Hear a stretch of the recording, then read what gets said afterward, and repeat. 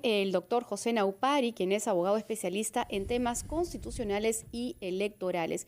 Y todas estas suspensiones y reprogramaciones de las sesiones en el Pleno ha generado diferentes propuestas, textos sustitutorios. ¿Qué significan estos? ¿Cuáles son los que están vigentes en este momento y que se discutirían a las 3 de la tarde? Es lo que quiero preguntarle, doctor Naupari. Bienvenido.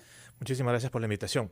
Bueno, habría que un poco quizás de repente explicar cómo es el procedimiento, digamos, legislativo, ¿no? Primero, evidentemente, de ingresar un proyecto de ley, como por ejemplo como el que está presentando ahora el Poder Ejecutivo, por poner un ejemplo, ¿no? Este es derivado o decretado a una o dos comisiones. Como es un proyecto de reforma constitucional, irá a la Comisión de Constitución y Reglamento. En la comisión hay hasta 60 días útiles para que puedan ellos estudiar este proyecto de ley. Si hay varios que versan sobre el mismo tema, se acumulan todos en un mismo estudio, por decirlo de alguna manera, y el resultado de ello es un dictamen. Ese dictamen puede aprobar el proyecto de ley en sus mismos términos, en la misma forma la normativa que llegó, igualita. La otra es, producto del estudio, hacen algunos ajustes, como comentaba justamente la congresista Yarro hace un momento, ¿no? Y presentan lo que se denomina un texto sustitutorio. Y la otra alternativa es que digan, ¿sabes qué? El proyecto de ley no va, se va al archivo. Imaginemos que se aprueba con un texto sustitutorio. Esto se eleva al Pleno, ¿no? Para que ingrese a la agenda del Pleno, evidentemente un acuerdo del Consejo Directivo que van a tener que determinar cuándo ingresa al Pleno. ¿Podría, por acuerdo de Junta de Portavoces, ampliarse la agenda? Sí, pero estamos hablando de un proyecto de reforma constitucional, con lo cual tendríamos que seguir el procedimiento regular. Dentro del debate del Pleno puede existir producto del debate, ese texto sustitutorio que está en el dictamen puede ser cambiado. ¿Por quién? Por el presidente de la comisión que lo sustenta.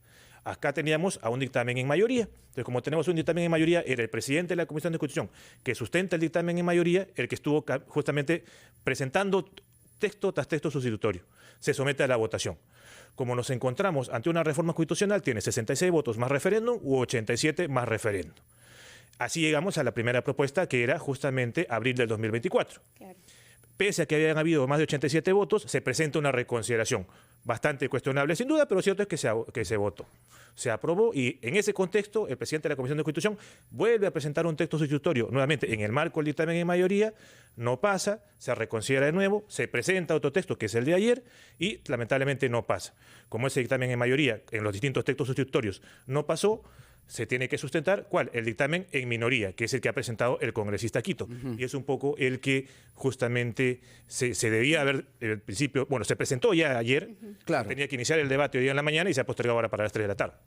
Claro, podemos entender entonces, doctor Naupari, que un dictamen es una propuesta que ha sido ya filtrada, ¿no?, por la respectiva comisión, en este caso la Comisión de Constitución.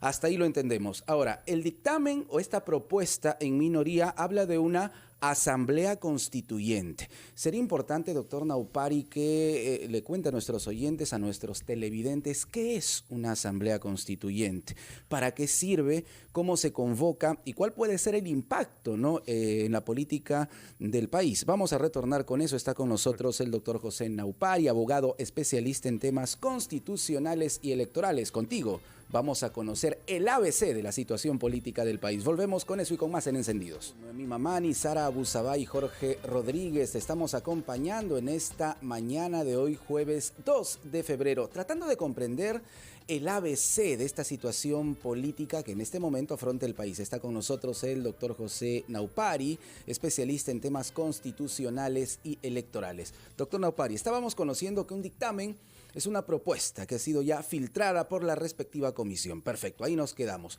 Pero ahora, uno de estos dictámenes ha sido denominado dictamen en minoría, presentado por Perú Libre, y habla de una asamblea constituyente. ¿Qué es específicamente una asamblea constituyente? Bueno, fundamentalmente la asamblea constituyente tiene por finalidad elaborar un proyecto de constitución.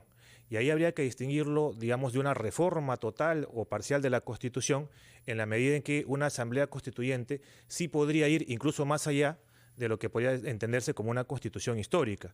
Por ejemplo, cuando ya hablamos de una reforma total de la Constitución, pese a hablar de una reforma total de la Constitución, hay límites, que es un poco lo que comentaba la presidenta Boluarte este último domingo. Por ejemplo, mediante una reforma total de la Constitución, yo no puedo cambiarme pues, de un Estado unitario a un Estado federado. Es un tema que, por ejemplo, tranquilamente podría debatirse en una constituyente. O, por ejemplo, yo no puedo reducir derechos fundamentales con una reforma total de la Constitución, porque uno de los pilares de la Constitución histórica, un límite fundamental y material de la reforma total de la Constitución, es el principio de derecho y dignidad humana.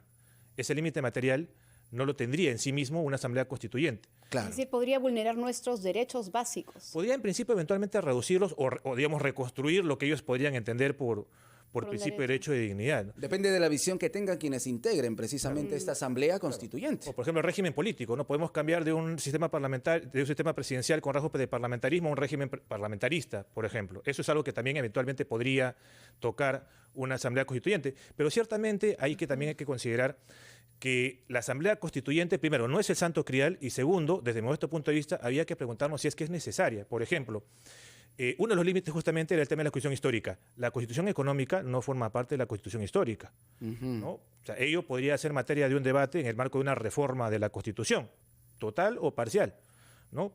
Y no tendrías necesariamente que ir a una constituyente.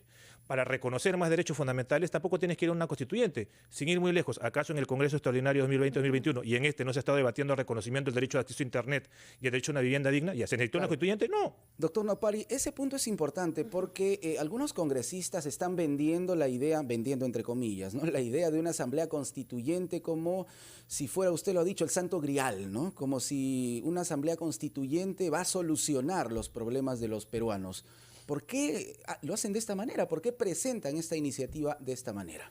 Bueno, creo que es un tema ya más de naturaleza política que jurídica. Ciertamente la Constitución es norma política y norma jurídica también, pero lo cierto es que la Constitución en sí misma puede, digamos, facilitar una gestión de repente más cercana, si se quiere, al ciudadano. Pero nuevamente, hay algunas cosas que no necesitarías una constituyente para hacerlo, ¿no? Quizás de repente yo esté pensando en una noción de estado de bienestar en el cual tenemos un estado mucho más prestacional, ¿no? Pero el régimen subsidiario del Estado en la economía no es que haya estado de la primera constitución que tenemos. Entonces, por eso, en lo personal, creo que si bien son pilares de la constitución actual, no necesitaría uno una constituyente para reflexionar sobre su reforma, ¿no? Para entenderlo entonces, con reformas constitucionales se podría mejorar algunos puntos que pueden ser cuestionados de esta Constitución, ¿correcto? Claro, por Hasta ejemplo, ahí. las relaciones entre Ejecutivo y Legislativo. Mientras yo no cambie el régimen político, también podrían ser materia de una reforma constitucional sin ir a una bien. constituyente. Además, mucho cuidado con lo que se quiere plantear. Se quiere plantear un plebiscito para ver si la gente quiere constituyente, a secas.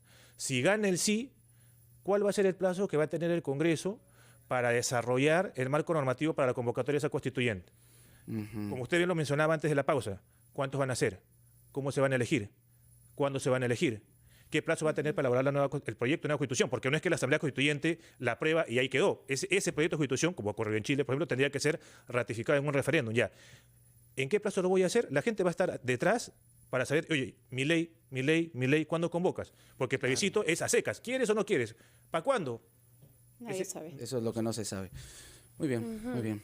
Doctor, qué importante conocer estos temas, sí, y escucharle para que la ciudadanía entienda lo que estamos viviendo en estos momentos. Les saluda Noemí Omani desde Cusco. Quería hacerle una consulta, doctor, porque en torno al adelanto de elecciones, ya vamos varios días, 4 veces que se suspende el Pleno del Congreso para seguir debatiendo ese tema de adelanto de elecciones. Se va a ver una reconsideración hoy en la tarde a las 3. Además, desde la Presidencia de la República se ha entregado otro proyecto también que tiene que ver con adelanto de elecciones. Es decir, doctor, ¿cuánto tiempo más demoraría el debate? ¿Existe un tiempo límite para ver estos temas? Porque pasan los días, la situación se agrava y el país es el que más sufre. Bueno, importante pregunta. Formalmente hablando, el Congreso puede seguir debatiendo el tema hasta que no termine la legislatura, que se ampliaba hasta el 10 de febrero, y hasta donde yo recuerdo, es algo que se me había pasado una edición del Peruano, el adelanto de la segunda legislatura ordinaria correspondiente al periodo anual de sesiones 2022-2023 todavía no ha sido aprobada. Entonces, tranquilamente podrían seguir ampliando la legislatura hasta el 28 de febrero, si es que eventualmente ellos estiman conveniente que se tenga que seguir debatiendo. Quizás de repente están pensando en, bueno, de repente la reconsideración de la votación de la cuestión de orden no prospera, a mi juicio no debería prosperar. De repente tampoco el dictamen en minoría prospera y en consecuencia por lo menos tenemos un proyecto de ley presentado por el Ejecutivo antes que se archive todos estos proyectos de ley que versan sobre el mismo tema. En consecuencia, démosle un tiempo a la Comisión de Constitución para que debate el proyecto del Ejecutivo, que es un poco también lo que ha comentado la congresista Yarro hace un momento. Entonces quizás también quieran ir por ahí y de repente ello podría conllevar a un nuevo adelanto de la legislatura ordinaria mientras todavía no se debate a su vez una ampliación de la primera legislatura. Brevemente, doctor Naupari, ¿qué es una legislatura ordinaria y extraordinaria? Explíquele a nuestros oyentes y televidentes brevemente, por Claro, favor. cómo no. El periodo anual de sesiones se divide en 2 periodos o legislaturas ordinarias y, digamos, la primera legislatura ordinaria, en principio, debiera haber ya iniciado en julio, termina en diciembre.